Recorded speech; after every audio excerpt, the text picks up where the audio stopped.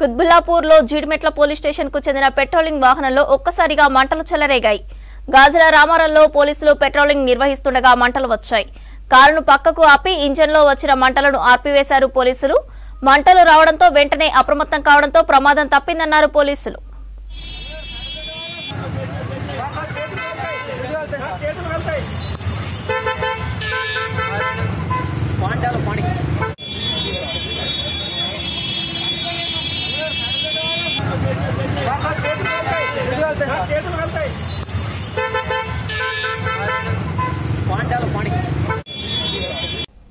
Hyderabad కాజాగూడలోని కొత్తకుంటను Hydraa commissioner పరిశీలించారు.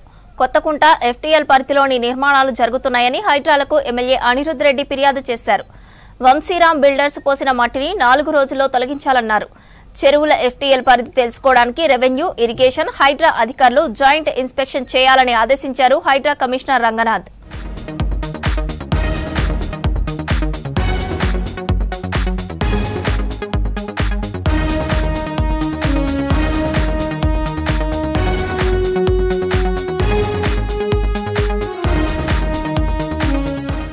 మాదాపూర్లోని తమ్మిడికుండ చెరువు, బోరబండలోని సున్నం చెరువును పరిశీలించారు హైడ్రా కమిషనర్. చెరువుల్లో పూడికతీత పనులు పూర్తి చేయాలని అధికారులను ఆదేశించారు. చెరువుల చుట్టూ సుందరీకరణ, పచ్చదనం పెంచాలని సూచించారు. హైడ్రా చేపట్టిన 6 చెరువుల పునరుద్ధరణ, అభివృద్ధి, సుందరీకరణ పనులు వచ్చే వర్షాకాలానికి పూర్తి చేయాలని అధికారులను ఆదేశించారు రంగనాథ్.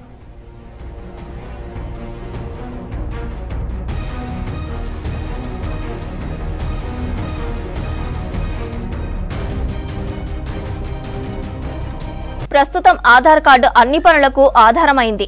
ఆధార్ లేకపోతే ఏ పనులు ముందుకు సాగవు. ప్రభుత్వ పథకాలకు దరఖాస్తు చేసుకోవాలన్నా, బ్యాంక్ అకౌంట్ ఓపెన్ చేయాలన్నా ఆధార్ ఉండాల్సిందే.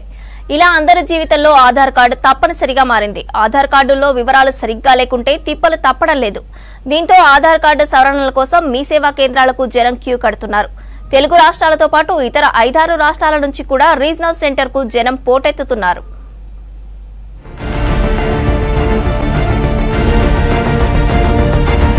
ఆధార్ కార్డులో సవరణల కోసం మీ సేవ ఆధార్ కేంద్రాల వద్ద రద్దీ పెరిగిపోతుంది.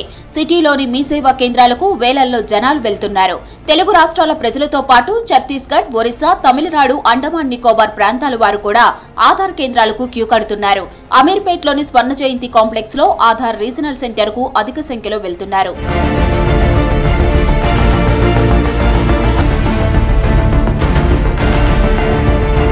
ఆధార్లో పుట్టినరోజు, పేరు సవరణ చేసుకోవడానికి లిమిటేషన్ ఉంటుంది. 3 సార్లకు మించి డేట్ ఆఫ్ బర్త్, 2 సార్లకు మించి నేమ్ చేంజ్ అప్డేట్ చేస్తే లిమిట్ క్రాస్ అవుతుంది. ఆ తర్వాత అప్డేట్ చేయాలంటే ఖచ్చితంగా రీజనల్ ఆఫీస్ కి రావాల్సి ఉంటుంది. దీంతో రీజనల్ ఆఫీస్ జనాలతో కిక్కిరిసిపోతుంది.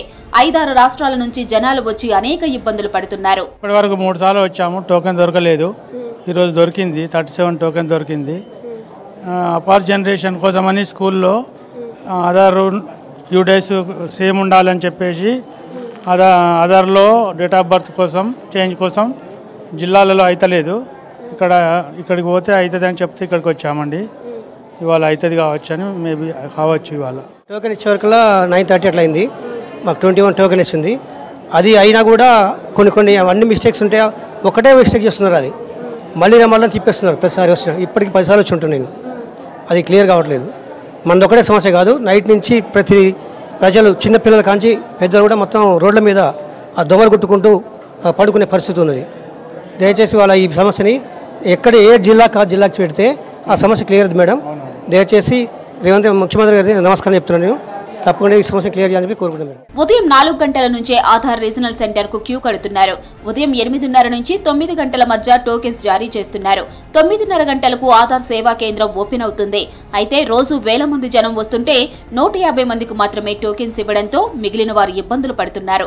గంటల తరబడి క్యూలైన్లో నిల్చొని టోకెన్ తీసుకున్న పని కావటం లేదంటున్నారు జనం. 400 కిలోమీటర్ 500 కిలోమీటర్కి వెళ్ళి మబ్బులో రావాలంటే చాలా పరిస్థితి బాగాలేదు. వచ్చిన వాళ్ళు ఒక్కొక్కరు నిన్న వచ్చిన వాళ్ళు ఇప్పటి వరకు కూడా ఉన్నారు. వాళ్ళకే దొరకలేదు టోకెన్. ఇంకా ఇది పరిస్థితి.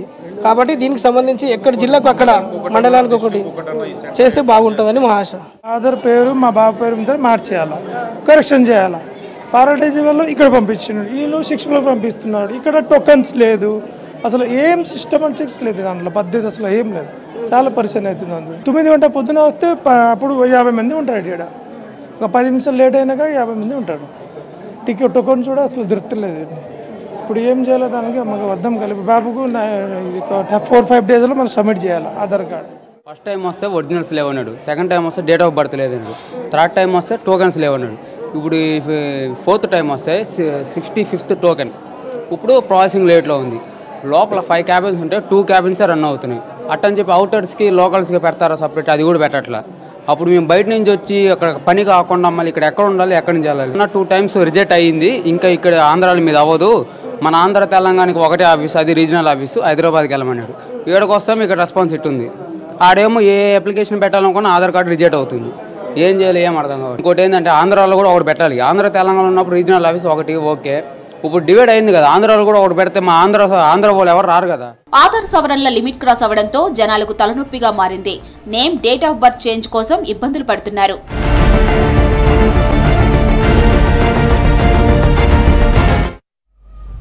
సికింద్రాబాద్ బోయిన్పల్లి పోలీస్ స్టేషన్ పరిధిలో జరిగిన సుడో పోలీస్ కేసును 30 గంటల్లో ఛేదించారు పోలీసులు. ఈ కేసులో ఫిర్యాదుదారుడే అసలు నిందితుడని తేల్చారు. గ్లోబల్ కంపెనీలో ఉద్యోగం చేస్తున్న అరుణ్ కుమార్ కంపెనీ డబ్బును కాజేయాలని ప్లాన్ చేశాడు. మరో బ్రాంచ్ లో డబ్బులు డెలివరీ ఇచ్చే సమయంలో పోలీసుల తనిఖీ పేరుతో డబ్బును కాజేశాడు. కాల్ లిస్ట్ ఆధారంగా నిందితుడు అరుణ్ తో పాటు డబ్బు దాచిపెట్టిన అతని మిత్రుడిని అరెస్టు చేశారు. వారి నుంచి 5 లక్షల రూపాయలను స్వాధీనం చేసుకుని రిమాండ్కు తరలించామన్నారు ఏసీపీ గోపాలకృష్ణ. న్యూ బోయినపల్లిలో సునయన టవర్స్ లో అపార్ట్మెంట్ లో ఈ సల్లు శ్రీనివాస్ అనే అతను మార్చి 1వ తారీఖు నాడు కూడా మన బోయినపల్లి పోలీస్ స్టేషన్ లో కంప్లైంట్ ఇచ్చి, ఇతను ఇంట్లో లేనప్పుడు ఒక గుర్తు తెలియని యువకుడు అతను ఇంట్లోకి ప్రవేశించి 3 లక్షల నగదు, దాదాపు 3 తులాల 2 బంగారు చైన్లు, ఒక స్మార్ట్ వాచ్ దొంగతనం చేసినట్లు కంప్లైంట్ ఇవ్వడం జరిగింది. ఇతను కంప్లైంట్ లో కూడా నేను అపార్ట్మెంట్ నుంచి బయటకు పోతున్నప్పుడు ఒక యువకుడు అపార్ట్మెంట్ లోకి ప్రవేశించిండు. అయితే నేను అతను ఆపి ఎక్కడికి పోతున్నంటే ఏదో మా ఫ్రెండ్ దగ్గరికి అని చెప్పిండు. అతని మీద డౌట్ ఉందని స్పెసిఫిక్ గా కూడా కంప్లైంట్ ఇవ్వడం జరిగింది. అయితే మేము వెరిఫై చేసిన తర్వాత అతను ఒక బీటెక్ చదివే యువకుడు, అతను రెగ్యులర్ గా వాళ్ళ ఫ్రెండ్ ఇంటికి పోతుంటాడు. అయితే యాక్సిడెంట్స్ ఇవన్నీ కూడా వెరిఫై చేసినప్పుడు కూడా అతను ఎటువంటి అఫెన్స్ చేయలేదు. తర్వాత ఈ కాంప్లైంట్ శ్రీనివాస్ని మేము గట్టిగా ప్రశ్నించి అతని మూమెంట్స్ అన్ని కూడా మొత్తం అన్ని వెరిఫై చేసిన తర్వాత అతను ఫాల్స్ కంప్లైంట్ ఇచ్చినట్లు ఒప్పుకోవటం జరిగింది. ఇట్లాంటి ఫాల్స్ కంప్లైంట్ ఇచ్చి లా ఎన్ఫోర్స్మెంట్ ఏజెన్సీని పోలీసు యొక్క అంటే విధుల్ని అంటే అదే ఫాల్స్ కంప్లైంట్ మీద ఫోకస్ అయ్యేటట్లు, తర్వాత ఈ మన మ్యాన్ పవర్ అంతా మిస్యూజ్ అయ్యేటట్లు ఈ విధంగా తప్పుడు కంప్లైంట్ ఇచ్చినట్లు ఇతని మీద కూడా చర్య తీసుకోవడం జరుగుతుంది. సంచారపురి కాలనీలో యాక్చువల్గా గ్రేవ్ నైట్ హెచ్పి అయితే దాంట్లో ఒక 3 వ్యక్తులు మనకు చాలా వరకు కూడా సీసీ ఫుటేజ్ కూడా చుట్టుపక్కల అన్ని వెరిఫై చేయడం జరిగింది. సంచారపురి కాలనీ, తర్వాత ఓల్డ్ ఎయిర్పోర్ట్ రూటు, ఇవన్నీ కూడా అంటే లీడింగ్ టు సంచారపురి కాలనీ రూట్స్ అన్నిటిని కూడా మొత్తం అన్ని ఏరియాస్ని కూడా సీసీ కెమెరాలు ఫుటేజ్లు అన్నీ వెరిఫై చేయడం జరిగింది. ఒక 3 వ్యక్తులు అంటే సీసీ ఫుటేజ్ కూడా క్లారిటీ లేదు, అయినా కానీ మా క్రైమ్ టీము దాని మీద వర్కౌట్ చేస్తున్నారు. అయితే అక్కడ కాలనీలో మా డీసీపీ గారు మేమంతా విజిట్ చేసినప్పుడు కూడా ఎక్కువ సీసీ కెమెరాలు అయితే ఎక్కువ లేవు. వాటి గురించి కూడా చాలా వరకు కూడా ఇప్పుడు కాలనీలలో వాళ్ళకి అంటే ఎన్లైట్ చేయాలనుకుంటున్నాం. సౌదీ అరేబియా నుంచి శంషాబాద్ ఎయిర్పోర్ట్ కు వస్తున్న ఇండిగో విమానంలో ప్రయాణికుడు హల్చల్ చేశాడు. ఫ్లైట్ గాల్లో ఉండగానే ఎమర్జెన్సీ డోర్ ఓపెన్ చేయడానికి ప్రయత్నం చేశాడు. దీంతో ఒక్కసారిగా ఉలిక్కిపడ్డారు తోటి ప్రయాణికులు. అనంతరం శంషాబాద్ ఎయిర్పోర్ట్ లో విమానాన్ని ల్యాండింగ్ చేశాడు పైలట్. ప్రయాణికుడిని అదుపులోకి తీసుకుని విచారిస్తున్నారు ఎయిర్పోర్ట్ పోలీసులు.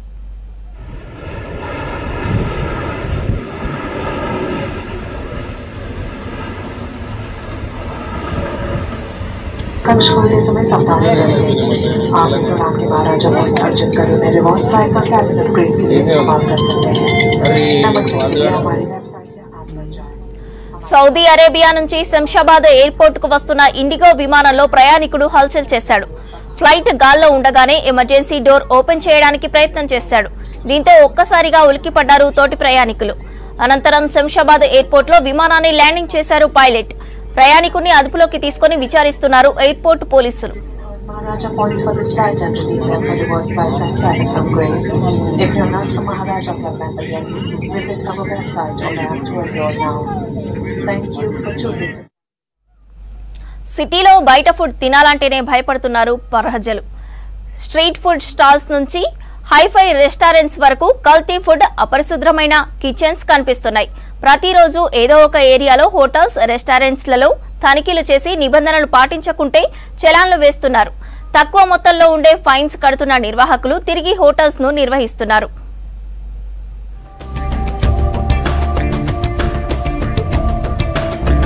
సిటీలో ప్రతి ఏటా వేల సంఖ్యలో ఫుడ్ ఎస్టాబ్లిష్మెంట్స్ పుట్టుకొస్తున్నాయి. ఈ బిజీ లైఫ్ లో వంట చేసుకునే ఓపిక, సమయం లేక బయట ఫుడ్ కు అలవాటు పడుతున్నారు పబ్లిక్. అయితే బయట హోటల్స్, రెస్టారెంట్స్, స్ట్రీట్ ఫుడ్ సెంటర్లలో తినే ఫుడ్ ఎంతవరకు సేఫ్ అనేది మాత్రం ప్రశ్నార్థకంగా మారింది. ఇటీవల నగరంలో ఫుడ్ సేఫ్టీ అధికారులు పలు హోటళ్లు, రెస్టారెంట్లపై దాడులు నిర్వహించగా నమ్మలేని వాస్తవాలు బయటకు వస్తున్నాయి. కొన్ని హోటళ్లలో కుళ్ళిన చికెన్, మటన్ బయటపడగా మరికొన్నింటిలో నాన్ వెజ్ ఐటమ్స్ లో సింథటిక్ కలర్స్ వినియోగిస్తున్నట్లు తేలింది. ఇలాంటి సమయంలో ఫుడ్ ఎస్టాబ్లిష్మెంట్స్ పై నిరంతరం నిఘా ఉండాలని కోరుతున్నారు సిటీ జనం.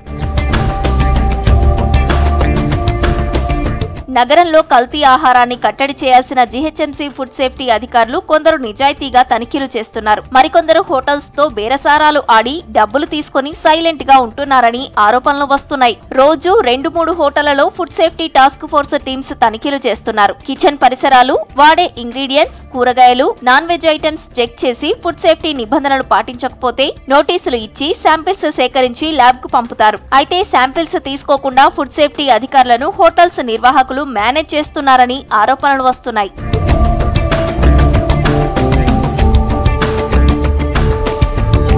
లక్షల రూపాయలు సంపాదిస్తున్న రెస్టారెంట్స్ అండ్ హోటల్స్ నిర్వాహకులకు ఫుడ్ సేఫ్టీ అధికారులు వేసే ఫైన్స్ తక్కువగానే ఉంటున్నాయి. ఫైన్స్ వేసి ఫుడ్ సేఫ్టీ అధికారులు చేతులు దులుపుకుంటున్నారు. తిరిగి మళ్లీ చెకింగ్ చేయడం లేదు. ఇక 1 కోటికి పైగా జనాభా, 1,00,000కు పైగా ఫుడ్ ఎస్టాబ్లిష్మెంట్స్ ఉన్న జీహెచ్ఎంసీ పరిధిలో ఫుడ్ సేఫ్టీ అధికారులు 19 మంది మాత్రమే ఉన్నారు. ఒక్కో ఫుడ్ సేఫ్టీ ఆఫీసర్ కు 2 సర్కిల్స్ అప్పగించారు. దీంతో అన్ని రెస్టారెంట్స్ కవర్ చేయలేకపోతున్నారు అధికారులు.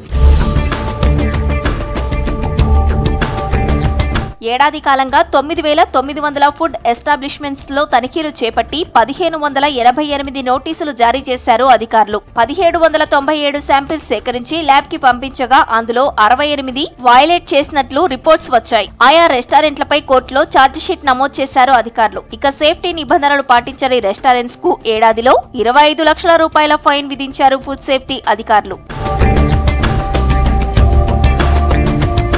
ఫుడ్ సేఫ్టీ అధికారులు వెళ్లి తనిఖీలు చేసి ఫైన్స్ వేసినంత మాత్రాన కల్తీలు తగ్గుతలేవు. ఫుడ్ సేఫ్టీ నిబంధనలు ఉల్లంఘించిన హోటల్స్, రెస్టారెంట్స్ లను సీజ్ చేయాలని కోరుతున్నారు ప్రజలు.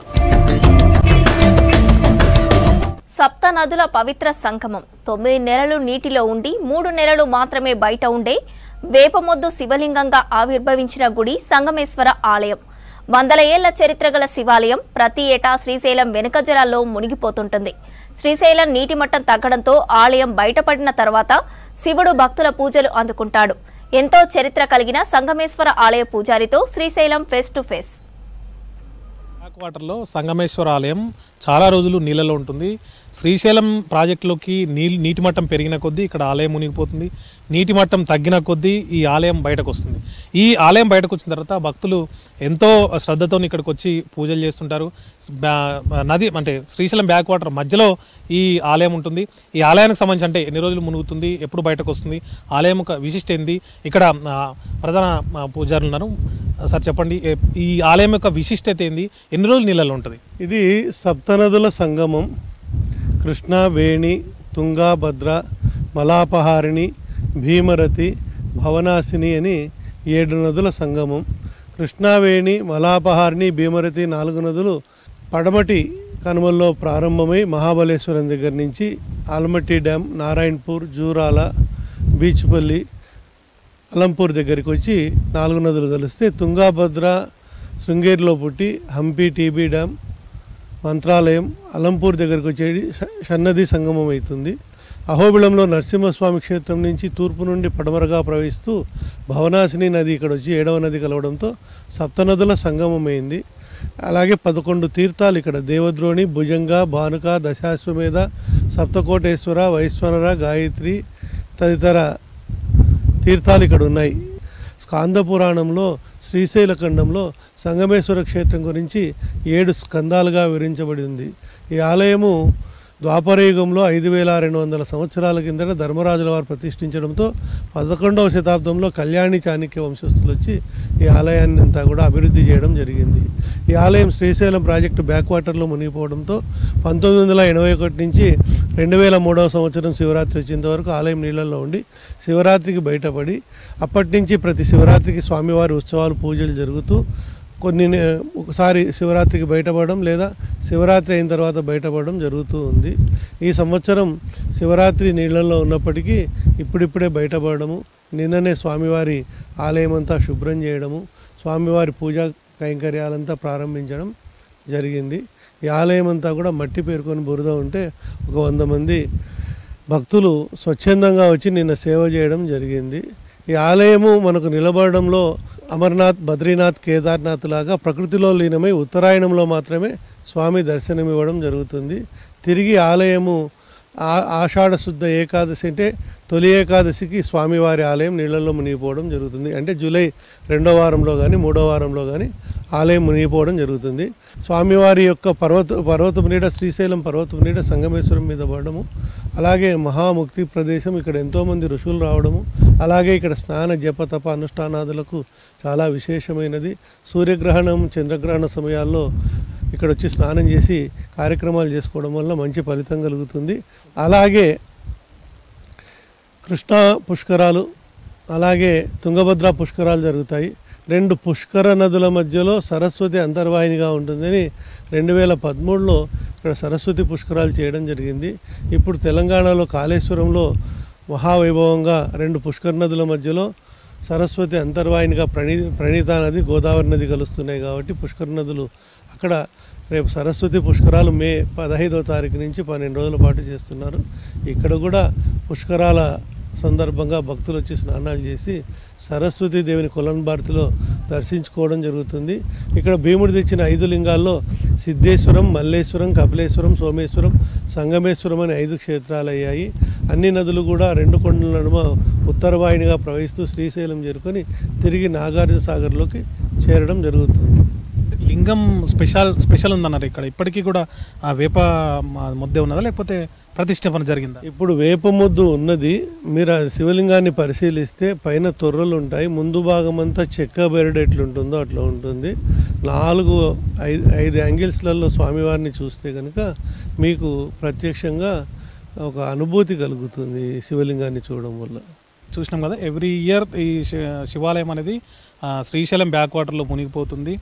మళ్ళీ జూలై ఆ సమయంలో నీళ్ళలో మునిగిపోతే ఈ టైంకు ప్రస్తుత ఈ ఏదైతే మార్చి కాలం ఉందో ఇప్పుడు బయటకు వస్తుందని చెప్పి మనకు పంతులు చెప్తున్నారు. భక్తులు ఎవ్రీ ఇయర్ కూడా ఈ గుడి తెరిచిన సమయం నుంచి నీళ్ళల్లో బయట ఉన్న సమయం వరకు కూడా దర్శించుకునే ఉంటారు. ఇక్కడ దర్శించుకుంటే ముక్తి లభిస్తుందని చెప్తున్నారు. కెమెరామెన్ వినోద్తో శ్రీశైలం, V6 న్యూస్, శ్రీశైలం. రాజకీయ పదవుల కోసం బీసీ ఉద్యమాలను ఎంపీ ఆర్ కృష్ణయ్య తాకట్టు పెట్టారని ఆరోపించారు ఐక్య బీసీ సంఘాల నేతలు. హైదరాబాద్ బషీర్బాగ్ ప్రెస్ క్లబ్లో బీసీ ఐక్య సంఘాల నేతలు సమావేశమయ్యారు. 4 పార్టీలు మారి 4 పదవుల లబ్ధి పొందిన కృష్ణయ్య బీసీ వాదానికి నేనే పేటెంట్ అంటూ నీతులు వల్లించడం సిగ్గుచేటన్నారు. తన చర్యలతో బీసీ సమాజం పరువు తీస్తున్నాడని ఆగ్రహం వ్యక్తం చేశారు. బీసీ ఉద్యమ నాయకులను కృష్ణయ్య తన అనుచరులతో బెదిరింపులకు గురి చేస్తున్నాడని ఆరోపించారు. త్వరలో బీసీ దర్బార్ ఏర్పాటు చేసి కృష్ణయ్య చీకటి మాఫియా రాజకీయాలను సమాజానికి వివరిస్తామని హెచ్చరించారు ఐక్య బీసీ సంఘాల నేతలు. 25 సంవత్సరాల చరిత్రలో జాతిలో సీనన్న గారి సంఘానికి చిత్తశుద్ధి ఉందా లేదా 40 సంవత్సరాల చరిత్ర గల ఆర్ కృష్ణన్న గారి సంఘానికి చిత్తశుద్ధి ఉందా అనే విషయాన్ని ఖచ్చితంగా మీరు ఒప్పుకుంటే అన్న కృష్ణన్న గారిని ఒకవైపు, సీనన్న గారిని ఒకవైపు, అందరి సమాజంలో ఉన్న బీసీ మేధావులను, రిటైర్ జడ్జిలను, రిటైర్ IAS-లను బీసీల కోసం ఆర్నిచలు కొట్లాడి ఈ ఎంతో మంది ఉన్నారు. జాతిలో సీనన్న ఒకటి చేస్తే బీసీ రాజ్యం రాదు, ఆర్ కృష్ణయ్య ఒకటి చేస్తే బీసీ రాజ్యం కాదు. ఒక సమూహాలు ఎంతో మంది త్యాగం ఉన్నది బీసీ దాని మీద. ఖచ్చితంగా ఒక బీసీ ఏదైతే వీళ్ళిద్దరు అంటున్నారో ఖచ్చితంగా మీకు చిత్తశుద్ధి ఉందా, మాకు చిత్తశుద్ధి ఉందా అనేది బీసీ దర్బార్ పెడదాం. బీసీ దర్బార్ పెట్టి బీసీ దర్బార్లో తెలుసుకుందాం ఎవరి చిత్తశుద్ధి ఎంతున్నది, ఎవరి కోసం పనిచేస్తున్నారు. అనేక అవినీతి ఆరోపణలు చేస్తున్నారు, చిత్తరంగ ఆరోపణలు. అవినీతి పైన పోదామా, పోదాం, లీగల్ గా పోదామా, అఫీషియల్ గా పోదామా, సిబిఐయా, సిడియా, ఈడియా, మీ ఇష్టం ఉన్నది సరే. ఖచ్చితంగా బీసీ దర్బారు పెట్టి మీది చిత్తశుద్ధి ఉందా, మాకు చిత్తశుద్ధి ఉందా, మా వల్ల బీసీ లబ్ధి పొందుతున్నా, మీ వల్ల బీసీ లబ్ధి పొందుతున్నా, బీసీలకు న్యాయం ఏ విధంగా జరుగుతుంది అనే దాని మీద మేము చర్చకు సిద్ధం. ఇక్కడ ఉన్న నాయకులము ఏ రోజైనా వేరే పార్టీలలో పోయినామా, మేము నికాసైన పని చేసుకుంటా ప్రభుత్వంతో అవును ఎస్ రేవంత్ రెడ్డి గారు 42% ఇంప్లిమెంట్ చేయమన్నప్పుడు యుద్ధం చేస్తాం, ఇంప్లిమెంట్ చేసి అభినందన తెలుపుతాం. అంటే మంచి చేశానని తిట్టానా? అంటే మీరు ఒక పార్టీకి వస్తాడు పనికిదేమన్నా? ఒకరోజేమో చంద్రబాబు నాయుడు సార్ అంటావు, తర్వాత జగన్మోహన్ రెడ్డి, జ్యోతిరావు పులే అంటావు, తర్వాత ఉత్తమ్ కుమార్ రెడ్డి ముఖ్యమంత్రి అంటావు. ఇదా బీసీల గురించి మాట్లాడేది? ఒక్కొక్కరు ఎటువంటి కేసులకు భయపడకుండా 24 గంటలు బీసీ జాతుల గురించి నిస్వార్థంగా ఏ పార్టీల కండువాలు కప్పుకుండా తిరుగుతున్నటువంటి మేమెక్కడ పూటకం